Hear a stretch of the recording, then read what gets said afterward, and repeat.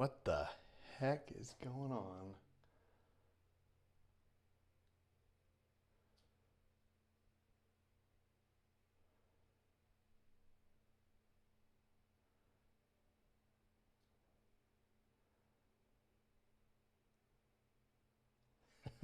Well, welcome. I am alive. Let's see here. There we go. Oh, wow. And we're a little bit rough here on the start, but that's all right. Welcome to another live edition of Travel China Cheaper, live frequently asked questions about China travel, anything that you need to know. I'm here for you. I've been traveling. My name's Josh Summers. I've been traveling all around China for the past 10 years. My wife and I first arrived there in 2006. And yeah, really enjoyed getting to travel all across the country. I lived out in the western region of Xinjiang.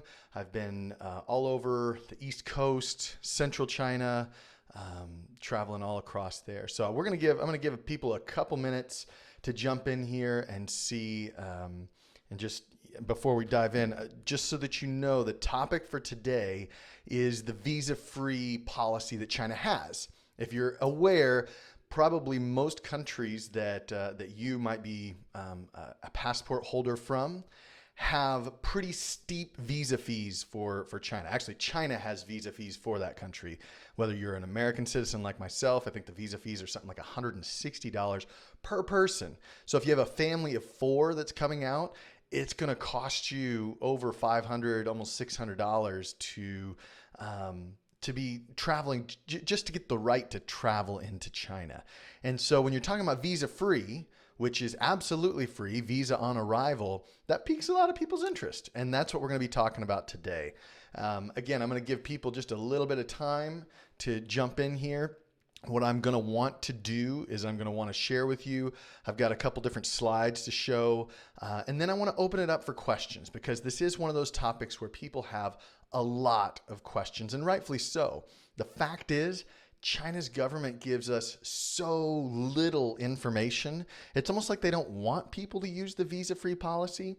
And, if I'm really honest here, I think that they don't. And well, let me rephrase that. They don't want individuals to use it. They prefer that you go through a travel agency, and the travel agencies work through all of these issues. But that's not who you are. You're not, if you're watching this video, if you're following Travel China Cheaper at all, you are probably not the kind of person that travels with a travel agency. And that's cool. So what I want to do today is I want to walk through all the different steps that you need to do to get a visa-free entry into China, as well as kind of the restrictions and what's allowed and what's not allowed. So let's begin this time talking about the visa-free policy by distinguishing between two very different things when we're talking about China's visa-free. And if you're watching on Instagram, unfortunately, you're not going to be able to see these graphics. But if so, you should jump on over to facebook.com/travelchinacheaper or youtube.com/travelchinacheaper, and you'll be able to see some of these graphics. So there are two things. We've got port of entry, and we have region of movement. And these are two very different concepts that are extremely important to China. Port of entry are places where you can enter in directly on an international flight and take advantage of the visa-free policy. That means that in the airports, and in some cases where you see the little cross next to the city name, you can also take advantage of coming in on a seaport. Right? So we've got ports of entry, mostly international. Hey there, Sholmastol. I don't even know how to say your name there on Instagram. Welcome. Glad to have you here. We're talking about the visa-free entry. We got ports of entries here, all right? And so those are all the different cities that you can enter in and take advantage of the visa-free policy. But that's different than the region of movement, and that is where you are allowed to travel once you enter into China on either a 144 or a 72-hour visa-free policy ticket. So it's not technically a visa. And I want to stop and make sure people know that. Let me pull this up for myself so I can see. A lot of people want to call this a China transit visa. That's it. If you hear people call this a China transit visa, that is technically incorrect. Okay, because there is a China transit visa. I believe it's the G visa that you apply for before you arrive in China, but this is different. This is a visa-free policy that means that once you arrive, they will take all your information and they will issue you a visa on arrival that only lasts for, and there's 3 types, 24 hours, 72 hours, and 144 hours. And the way that that works, I'm going to put up a map on the screen here so that you can see. Again, on Instagram, if you're not able to see this, go to Facebook for a 144-hour transit visa or a 72-hour. And your region of movement, remember I talked about you've got ports of entry in your region of movement. Let's say you look in the middle of this map right here and you see Chengdu.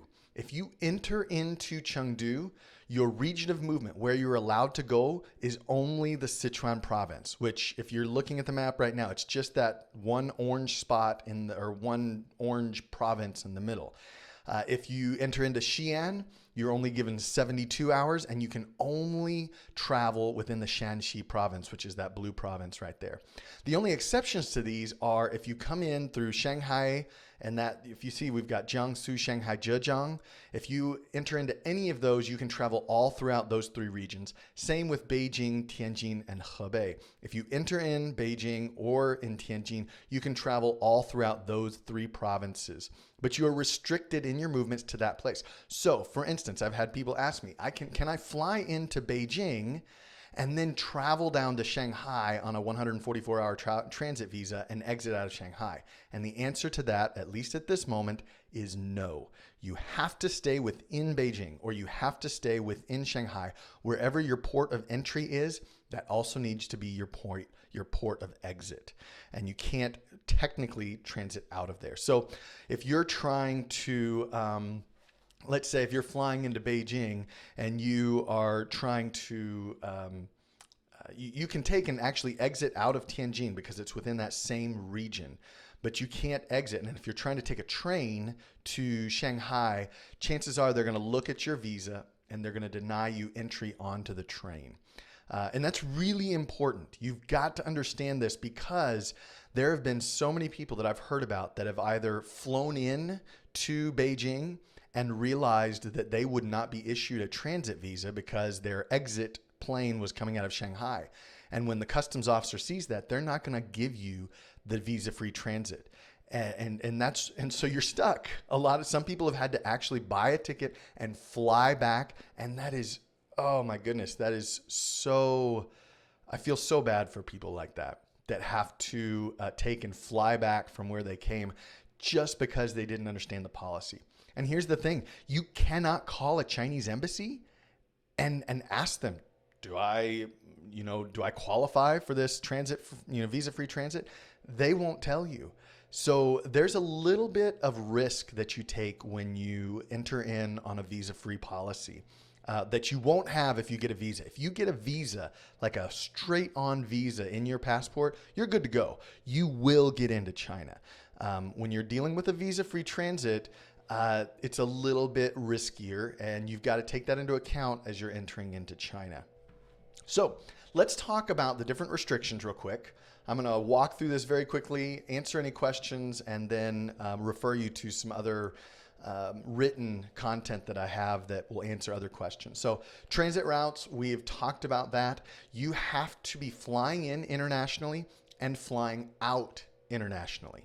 Okay, what do I mean by that? Listen carefully. If you fly into Beijing internationally, they can give you a transit visa, unless when you're flying out, you transit elsewhere in China. So I'm going to bring up the map just for a second so you can see. Let me pull that up and let me just so let's say that you fly into Beijing and then on your way out, even if it's a stopover, it does not matter. On your way out, you stop in Guangzhou to change planes, or just even if you're on the same plane, you are not able to qualify for the transit visa at this moment. You have to fly in internationally directly, and you have to fly out internationally directly. Those are extremely important things to understand. So you can't have transit in another city. I know of two ladies actually, this made the news, where they were flying into Shanghai and they had a layover in a city called Urumqi, which is where I used to live in Western China. One of the reasons why I knew this story at all. And so they had a layover, and during that layover, customs realized they didn't have a visa at all. They were relying on the fact that they were going to get a transit visa once they got to Shanghai. Well, they got detained in Urumqi because they didn't have a transit visa. It became this whole international scene. They got held for a couple days. It completely ruined their trip. So all that to say, if you want to take advantage of the VisaFree Transit, let me see here. You have to have a flight. It cannot be a round trip flight. That's also important. This is a transit visa. So it's meant for transit. It's not meant to be your entire trip.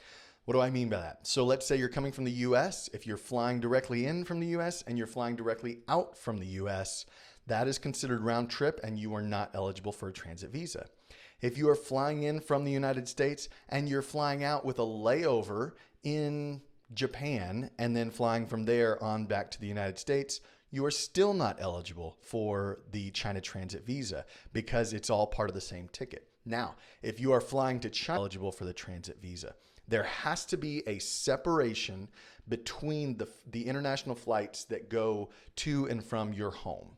All right. And in that separation, so you can't have just a long layover in Japan or in Korea or whatever third country. You have to actually stop and enter in with either a visa or a visa on arrival. And again, these are really important things that the embassy, for reasons I cannot understand, will not tell you and will not clarify. Another question I get, I'm going to throw this out here right now, is how many times can I use a visa-free policy to enter China in a year? And the answer, I don't know. Honestly, I think it can be multiple times because I've had people that have entered in and used it multiple times, but it's not explicitly stated anywhere on an embassy website, on a Chinese website, nowhere. So it's unclear, but I do think that it is possible. All right, and then exact timing. We're going to talk about exact timing. When you land, your 144 hours starts at midnight the day after you land. All right, so let's say that you come in on a Wednesday morning at 8 a.m. When they stamp and they're going to give you just this little piece of paper that they'll either glue or staple into your passport. But when they give that to you, the start time of your visa, this visa-free entry, is going to be midnight on Thursday morning. And so you will have 144 hours from then to leave the country. And they won't give that to you unless they know that you actually have a ticket to leave at that right time. So you don't have to necessarily worry about that. They will already do the math for you and make sure that you're going to stay only within that period of time, either 72 hours or 144 hours. And if you have any extenuating circumstances, so for example, if you got sick or something happened where you're going to have to go beyond that 144 hours or that 72 hours, then you're going to need to apply at the Public Security Bureau, which is called a Gong'anju in Chinese, for an extension. And more likely than not, especially if you've been in the hospital and you can, show hospital records, they will give you that extension, but it will only be for a short period of time, and you need to get out as soon as possible. So that is the China visa-free transit. In terms of when other cities in China are going to be adding this, and whether it's going to be 144 hours or 72 hours, I'm not 100% sure at this moment. China doesn't give me any information ahead of time, as you know, they give pretty much nobody. But what I can tell you is that within the links, and if you're watching on Instagram, you can jump again over to Facebook or YouTube. Within the description, I'm going to put a link to 2 articles. One is my article on the visa-free transit, and the other is my China visa article. And I keep both of those updated so that if you have questions and if you're curious whether or not the city that you're going to be entering into can take advantage of the visa-free transit policy, or even if your passport, if you're not, one of the regular UK, American, Australian, if you want to know if you're allowed to enter in, I've listed all the countries that are allowed to use the visa-free transit policy, all the ports of entry that you can have, and all of the different regions of movement on that article. And that's going to be in the description below. So go ahead and check that out. Make sure that you can, let me see here, make sure that you're, to the best of your knowledge, at least, that you're going to be able to enter into China using the visa-free transit policy.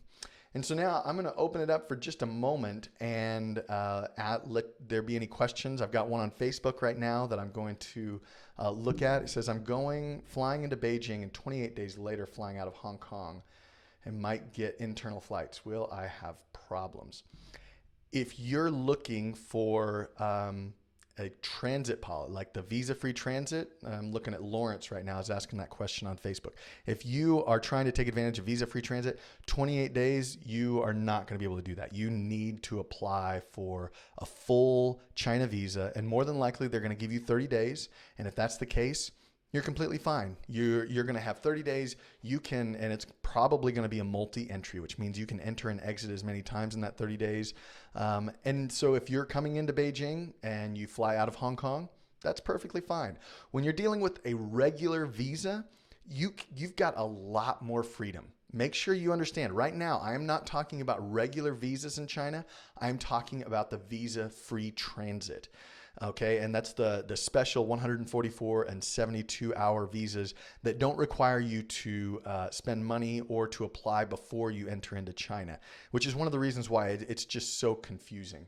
So Lawrence, I hope that answers your question. At this point, based on the information you've given me, you need to get a full-on visa. And I advise anybody who's got questions like this, if you're not sure, the default, my recommendation is to go get a regular visa. Don't play around with this policy just because it's there. If you don't know for sure, then I highly recommend that you just take and forget about it. Just go straight for the regular visa. Yeah, that's a very good question. And then also one of the things that has been brought to my attention in the past, and I need to update the article to reflect this, you can actually put in your, where you can actually put in, what country you're coming from and where you're going to fly in, and it will tell you what kind of entry hours you get, whether it's 144 or 72. So you can try and make sure, and that includes the various ports, whether it's an international airport or a seaport or even a train. There are some places where you can come in on a train, on an international train, and take advantage of the visa-free transit. Again, very confusing, not very clear, and so unless you know for sure that you're eligible, I wouldn't risk it. And then what else was I going to say? I'm trying to remember. I think that's about it. I mean, when it comes to visas, I get more questions about the China visa than anything else through the Travel China Cheaper website. And I get it. It's not the most, I remember what it was.